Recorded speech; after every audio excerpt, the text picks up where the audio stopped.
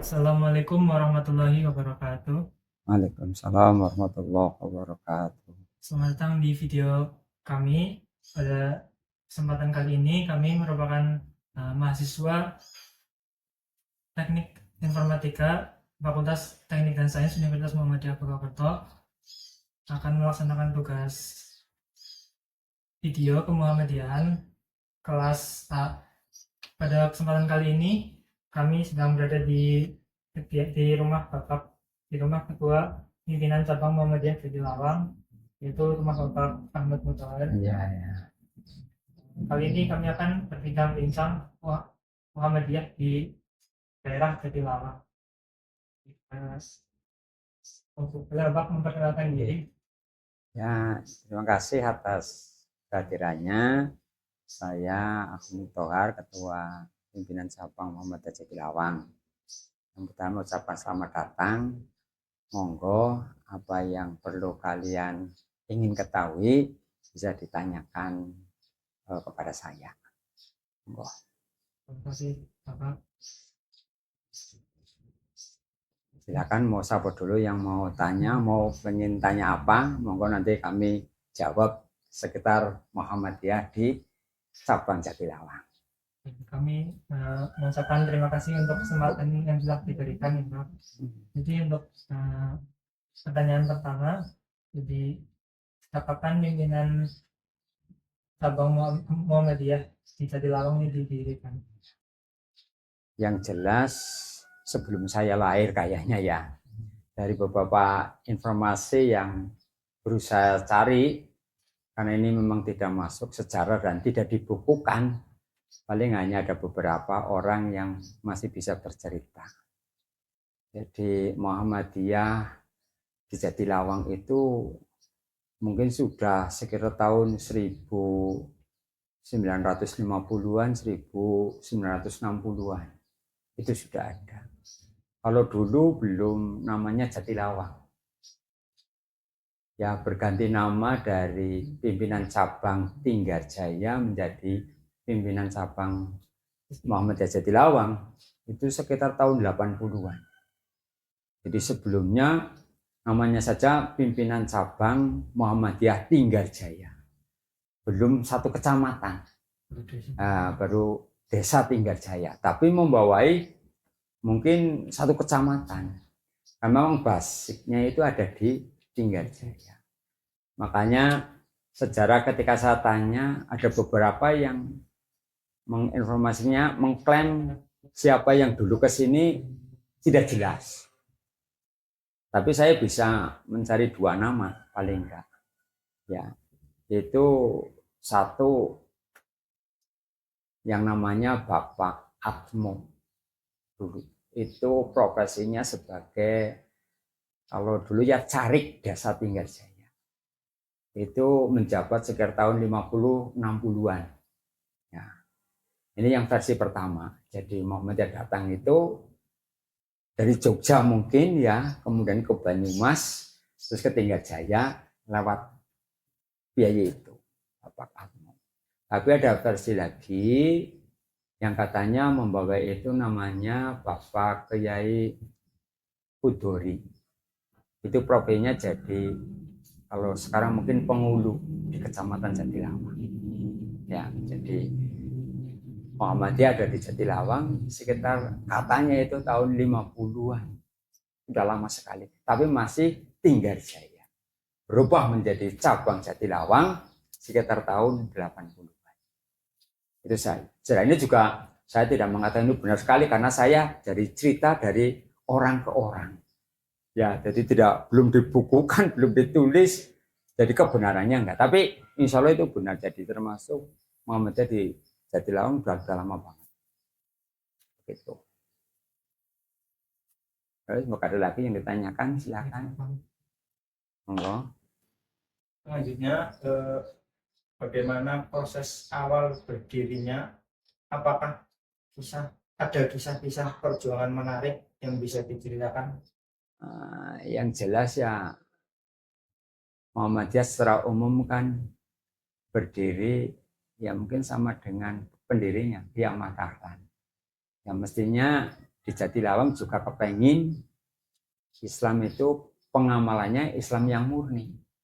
Karena memang di Tinggarjaya khususnya, saya belum cerita Jatilawang karena berdiri Muhammadiyah pertama di Tinggarjaya ini. Itu memang pengamalan keagamaannya masih mengikuti nenek moyang. Nah ya ada kejawen, ada tradisi-tradisi ya. Termasuk saya kecil itu masih ada sedekah bumi dan sebagainya. Nah, mungkin orang-orang dulu yang menerima Muhammadiyah itu ya kepengen merubah ya menjadi umat Islam, mengamalkan ajaran Islam yang sebenar-benarnya sesuai dengan tujuan Muhammadiyah. Makanya ya mesti harus menghilangkan tradisi yang ada. Ya, tapi alhamdulillah ya sampai sekarang, seingat saya bahkan mungkin tahun 90-an itu saya sudah mulai besar, itu tradisi-tradisi yang bukan dari Islam mulai hilang. Itu di kalangan Muhammadiyah. Jadi Muhammadiyah berusaha melaksanakan ajaran Islam yang sebenar-benarnya dan itu sudah terasa ya. Walaupun belum 100% masih perlu masih perlu perjuangan. Ya, makanya saya katakan yang muda-muda ini yang harus meneruskan. Ya karena masih yaitu pengamalan yang tradisi yang notabene bukan dari Islam, masih sebagian kita warga Jatilawang lah ya. Sekarang saya bisa Jatilawang bukan Tinggarjaya lagi, Jatilawang itu masih banyak yang belum Islami lah katakan saja. Seperti itu. Jadi perubahannya ya jelas. Ada perubahan-perubahan sudah yang bukan tradisi bukan Islami sudah mulai mengikuti jejak Nabi Muhammad SAW. Terus Pak, apa yang mendorong pendiriannya? Ya, itu yang saya katakan tadi, ya yang mendorong pendirinya jelas ya. Saya husnudon kepada generasi tua saya yang mendirikan Muhammadiyah. Pasti beliau-beliau kepengen melaksanakan ajaran Islam yang sebenar-benarnya. Dan salah satunya lewat Muhammadiyah. Lewat Muhammadiyah. Karena pemikiran atau pikiran-pikiran Muhammadiyah itu dianggap oleh mungkin pendahulu saya Muhammadiyah dulu itu sudah selaras dengan apa yang diajarkan oleh Nabi Muhammad SAW. Yang mungkin selama ini kami umat Islam di Tinggarjaya khususnya atau di Jatilawang pada umumnya masih campur aduk lah. Bahkan mungkin ada yang masih kental banget ya tradisinya. Nah, makanya mungkin timbul itu kepengen ya. Ya sampai sekarang kami juga meneruskan perjuangannya. Itu kepengen bagaimana umat Islam itu sesuai dengan tujuan Muhammadiyah, menegakkan dan menjunjung tinggi agama Islam sehingga terwujud masyarakat Islam yang sebenar-benarnya. Masyarakat yang sebenar-benarnya kan apa yang dilakukan khususnya dalam peribadatan, pengamalan itu harus ada contoh dari Kanjeng Nabi. Ini yang memotivasi dan Muhammadiyah sebagai kendaraannya. Khususnya saya pribadi, mungkin teman-teman itu kok pemikirannya pas gitu lah ya. Makanya yang mendorong harus ada Muhammadiyah seperti ini ya, karena Muhammadiyah yang berani atau yang berusaha ingin meluruskan amalan-amalan yang sesuai dengan ajaran. Nah, untuk selanjutnya Pak, kan untuk melaksanakan tujuan Muhammadiyah tersebut itu ada amal usaha Muhammadiyah apa yang ada di Sabang Jatilawang. Kalau amal usaha Muhammad di Jatilawang pertama ya jelas ya, itu bentuknya masjid-masjid, musala-musala yang memang amalannya disesuaikan dengan ajaran Nabi satu. Jadi pertama mendirikan masjid dan musala. Sampai sekarang kalau saya hitung itu yang namanya masjid itu mungkin ada 10 di Kecamatan Diam yang milik Muhammadiyah. Kalau musolanya mungkin lebih dari 30 hampir 40. Jadi kalau total itu ya ada 50. Ini yang pertama. Karena dengan masjid itu ya bagaimana mensosialisasikan ya, mengajarkan kepada warganya ya di daerah itu. Yang pertama. Yang kedua, ini juga ada sekolah-sekolah ya. Kami mendirikan mulai dari PAUD ya, kemudian TK, MI ya dan SMP. Kalau ME-nya ada 2 ya, di Tinggarjaya ada, kemudian di Desa Gentawangi ada. Kalau TK-nya mungkin lebih dari 5 lah, kalau TK Aisyahnya. Ini amal usaha. Itu semuanya Nyun Sewu untuk memberikan pengetahuan tentang itu. Ya. Tapi sekarang amal usahanya mulai dikembangkan. Jadi dakwah itu bukan hanya dakwah secara pidato tapi pengetahuan, tapi bagaimana kita berdakwah secara ekonomi. Makanya amal usahanya kami tambah dengan adanya Tirta Hasan. Ya, Tirta Hasan itu dari bidang ekonomi usahanya, produknya apa? Produknya isi ulang. Isi ulang air, yang air itu ya dari sumber tanah Muhammadiyah, resmi tanah Muhammadiyah. Ya, kemudian dikelola Muhammadiyah, akhirnya sebagian besar hasilnya untuk pergerakan Muhammadiyah. Tidak berhenti di situ, ini yang terbaru, kami dakwah lewat ekonomi itu membuka juga tentang gas. Ini kami menjual gas juga. Ya, jadi untuk apa tujuannya? Ya, tujuannya satu, harganya kan jelas kita bisa meminimalisir lah ya, jadi tidak memberatkan warga harganya. Ini kedua, hasilnya ya untuk Muhammadiyah, untuk kegiatan-kegiatan, mensupport kegiatan Muhammadiyah. Ini dari dakwahnya penuh seperti itu. Syukur bagai ada pentasarufan ya, ada sekali-kali mungkin bakso apa-apa yang memang sumbernya dari itu. Jadi kalau dakwah hanya pengajian, mendengarkan, lama-lama juga bosan, tapi dakwah bil mal ini ya, bil hal ini ya, dengan harta ini malah mungkin yang lebih tajam, lebih mengena. Didakwai terus dalil-dalil mungkin nggak mempan, tapi ketika dikasih sembako, nah itu lebih enak gitu loh. Nah ini makanya kita sedang amal usahanya ya dibuatkan dengan ekonomi. Di samping itu kami cuma punya wakaf-wakaf yang bisa disewakan. Jadi kami punya wakaf Muhammadiyah berupa tanah sawah, itu kami juga disewakan. Silakan siapa yang mau menggarap lah istilahnya sawah itu. Kami prioritaskan bagi ortom ataupun ranting yang ingin mengerjakan ya dengan proses tetap pembelian ya tahunan itu silakan. Intinya itu. Jadi amal usahanya tidak melulu di pendidikan saja. Yang belum mungkin kesehatan ya. Kalau kesehatan masih program-program ringan, ada mungkin pemeriksaan gratis, tapi belum mendirikan klinik dan sebagainya. Tapi yang menjadi idola, apa yang menjadi kami ya itu amal usaha di musola atau masjid, kemudian dunia pendidikan dan ekonomi.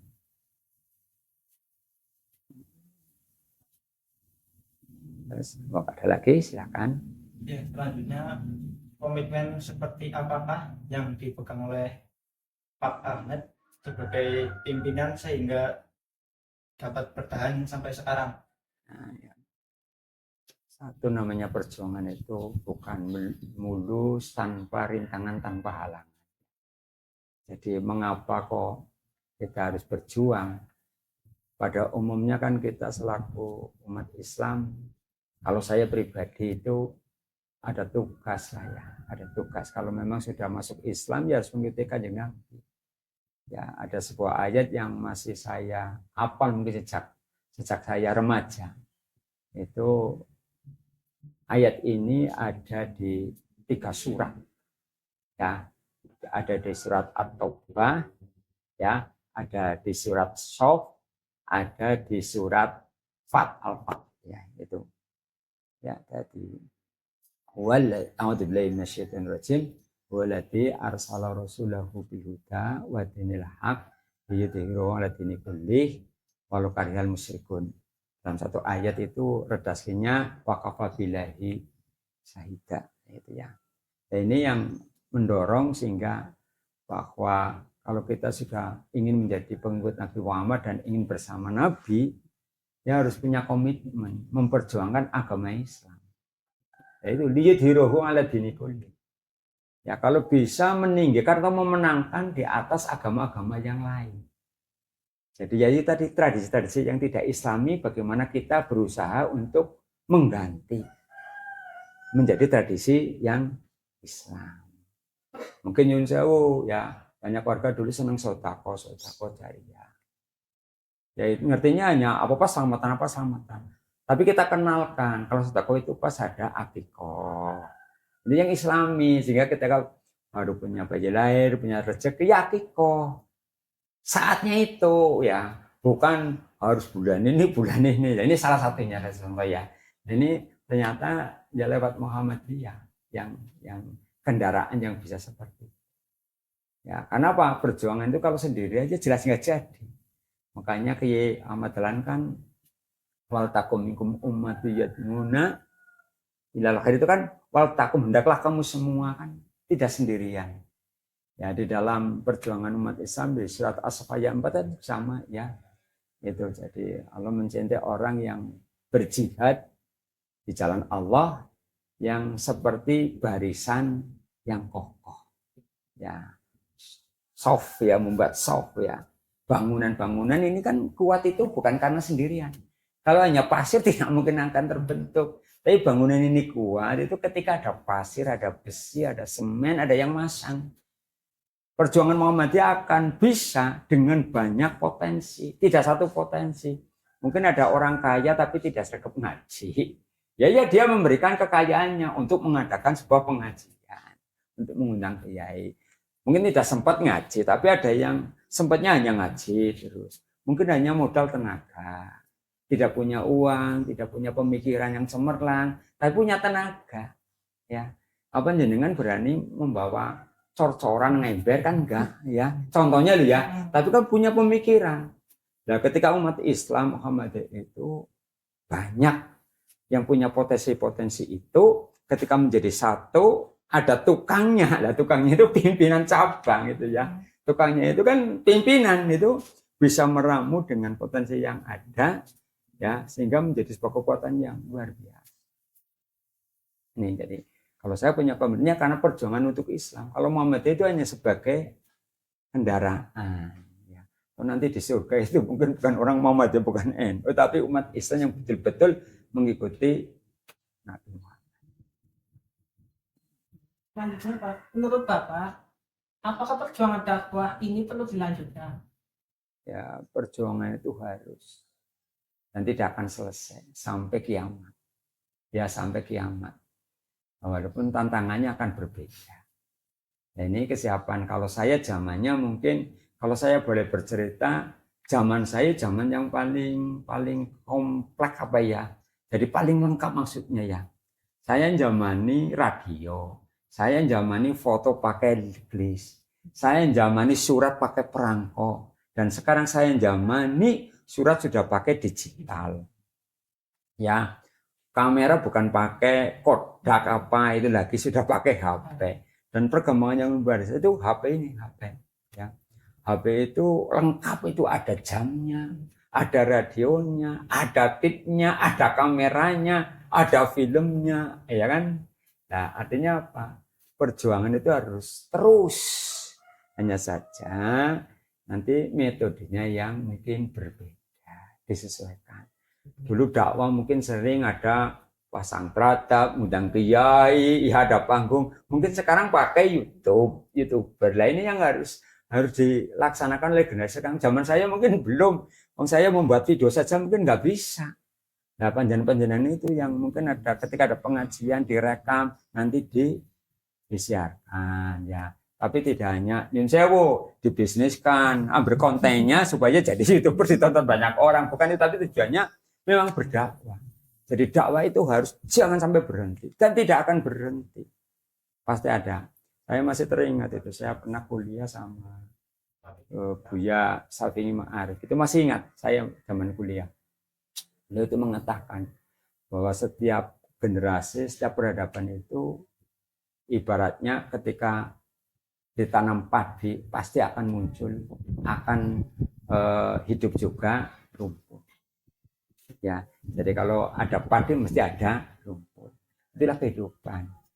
Ada kebaikan mesti ada ketidakbaikan. Tinggal kita di posisi yang jadi rumput atau jadi padi.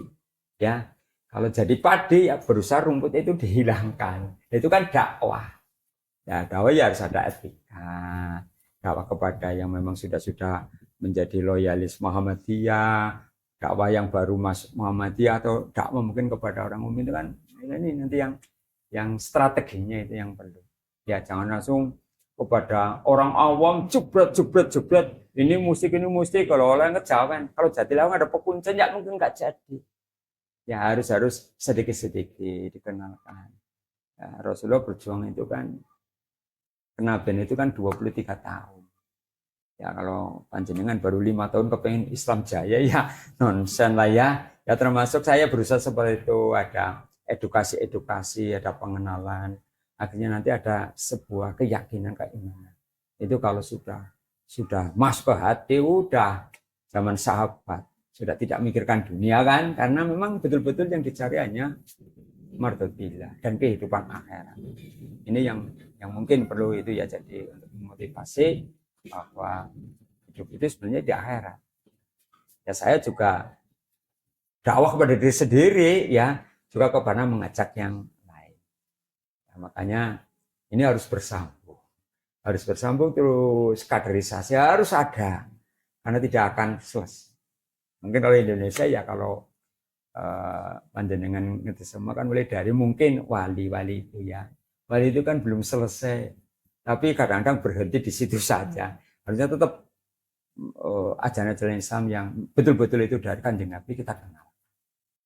Mungkin seperti itu. Jadi intinya ya jangan sampai berhenti dakwah itu.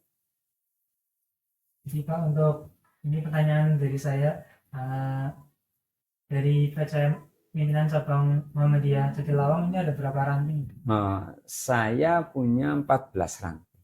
Ya, hanya saja ada ranting yang memang kalau saya kategorikan ranting pasif lah ya. Ranting pasif. Mengapa pasif? Karena anggotanya sedikit itu aja. Ya, tapi ada ranting yang memang aktif ya. Ya, yang pasif saya hitung ya hanya 2 lah.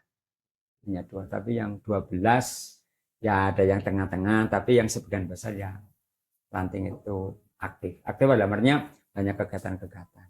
Kalau yang 2 ini kan mengapa saya katakan pasif? Satu, memang tidak ada amal usaha tadi, mestinya tidak ada, anggotanya sedikit. Ya mau kegiatan gimana ya? Biasanya kami libatkan beberapa ranting untuk jadi satu kegiatan. Supaya ya 3 ranting yang kira-kira kurus pesertanya, anggotanya ya jadi satu. Tapi tetap personilnya rajin-rajin. Hanya kegiatannya yang tidak, karena itu saya katakan pasif ada tapi ya berjalan lambat banget ya, kayak keong lah, tapi udah yang bros ada. Terakhir, pesan apa yang harus dipegang oleh kader-kader muda untuk calon kader penerus perjuangan dakwah di daerah Jatilawang menurut? Satu, kalau pesan saya yang pertama ya kalian harus, kalau bahasa saya tadi, berjuang untuk Islam. Ya, satu berjuang untuk Islam. Dan lillahi ta'ala. Ya, lillahi ta'ala. Yang kedua, berjuang itu tidak sendirian. Tidak bisa sendirian. Harus berkelompok. Kalau menurut saya, Muhammadiyah sebagai alternatif. Ya, lewat Muhammadiyah. Saya kadang-kadang ngomong dengan teman saya di organisasi lain, punya ilmu. Tapi karena tidak punya komunitas, tidak bisa berdakwah. Mau masjid ini masjidnya NU, nggak bisa. Masjid ini masjidnya Muhammadiyah, nggak bisa. Ngajinya mau di mana? Nah ini tujuannya Muhammadiyah. Jadi panjenengan berjuang Islam lewat Muhammadiyah, lillahi ta'ala. Carilah untuk akhirat. Jadi tidak mencari dunia. Saya yakin kalau kita berjuang untuk Allah, nanti Allah Maha Tahu lah. Allah Maha Tahu. Ya. Makanya dengan solih pribadi, solih sosial, solih pribadi kalau panjenengan ya sholatnya yang rajin, mungkin amalannya ibadah pribadinya rajin, solih sosialnya ya untuk orang lain, membantu orang lain, aktif di yang lain ya, mungkin kalau kalinya di IMM, mungkin di Pemuda Muhammadiyah, aktif di situ. Itu yakin intan suruh lohayan suruh. Barang siapa menolong agama Allah, pasti Allah akan menolong. Artinya ekonomi lah ya. Akhirnya ekonomi juga sama ya. Ya alhamdulillah saya juga termasuk yang bukan ASN, bukan. Saya jurusan teknik sama dengan panjenengan. Saya jurusan teknik mesin ya. Tapi ya alhamdulillah sampai sekarang ya nyatanya bisa mencari rezeki lewat keilmuan saya gitu loh. Lewat keilmuan saya. Jadi tadi silakan berjuang untuk Islam, lillahi ta'ala ya, lewat kendaraan. Kalau itu ya silakan lewat Muhammadiyah. Kalau generasi kalian ya lewat pemuda Muhammadiyah. Gitu. Tapi berjuang, jangan sampai tidak berjuang. Terima kasih Bapak Muhammad Mutahar sebagai Ketua Pimpinan Cabang Muhammadiyah Jatiluhur telah menjadi narasumber kita pada video kali ini. Nah, sekian video dari kami. Kurang lebihnya mohon maaf. Wassalamualaikum warahmatullahi wabarakatuh. Waalaikumsalam warahmatullahi wabarakatuh.